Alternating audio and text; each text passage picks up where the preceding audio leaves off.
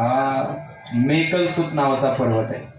त्या ठिकाणी भगवान शंकर तपश्चर्याला बसले आणि भगवान शंकर तपश्चर्या करतायत. तपश्चर्या करत असताना भगवान शंकरांना घाम वाहू लागला, घाम, आणि तो पांढऱ्या शुभ्र रंगाचा घाम वाहू लागला आणि त्या घामातून नर्मदा मैयेची उत्पत्ती आहे. विठाला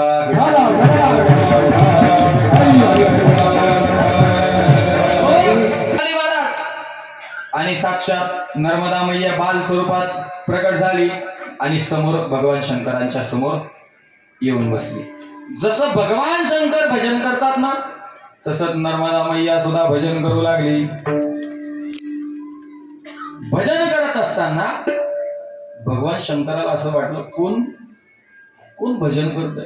त्यावेळेस भगवान शंकरांनी डोळे उघडून बघितले तर साक्षात बाल स्वरूपात असलेली आता कुठे जन्माला आली आणि लगेच साधनेला बसली. आश्चर्य वाटलं महाराज, आनंद झाला. म्हणून जगदानंदी काय काय म्हणून जगदानंदी नाव नर्मदा मैयाला. भगवान शंकरांना विशेष वाटलं, आता कुठे जन्माला आली आणि लगेच साधनेला बसली. त्यावेळेस भगवान शंकर प्रसन्न झाले आणि जसं जसं भगवान भजन करायचे तसं तसं मैया सुद्धा भजन करायची, साधना करायची. साधना करत असताना नर्मदा मैया मोठी होऊ लागली आणि होत असताना भगवान शंकराने विवाह करायचं ठरवलं. पण नर्मदा मैया महाराज आनंद देणारी नर्मदा मैया आहे. सर्व देवलोकांना सुद्धा असं वाटायचं की हिच्या सोबत आपण विवाह केला पाहिजे. प्रत्येक देवदेवतांना वाटायचं. भगवान शंकरांनी एक अट घातली, जो हिला सापडून आणेल त्याचा विवाह नर्मदा सोबत लावून दिला जाईल. कारण की नर्मदा मैया ही कोणाच्याच हाती लागत नाही. चमत्कारी कोण आहे. नर्मदा मैया अमरकंठ करून जशी निघाली, अनेक डोंगर कापत कापत चिरत चिरत नर्मदा मैया रत्नसागराला गुजरातमध्ये येऊन मिळाली. कोणाच्याच हाती लागली नाही. प्रत्येक देवदेवतांनी पण लावला तरी नर्मदा मैया कोणाच्या हाती लागली नाही.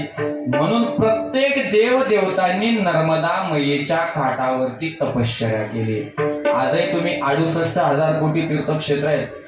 प्रत्येक ठिकाणी सुद्धा नर्मदा मैयाच्या ठिकाणी घाटावर गेल्यानंतर नीलकंठेश्वर महादेव आहे.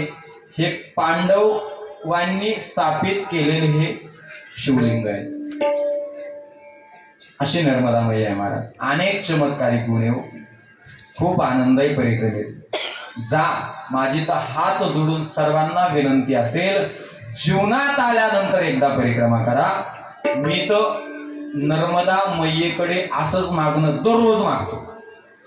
काय काय असंच मागणं नर्मदा मैयेकडे दररोज मागतो. काय मैया कोणत्या जन्माला घाल, काय कोणत्याही जन्माला घाल, कुत्र्याच्या घाल, मांजराच्या घाल, नाही तर डुकराच्या घाल, पण माझ्याकडून एकदा तरी पायी नर्मदा परिक्रमा करून घे मायबाप. अशी नर्मदा मैयेची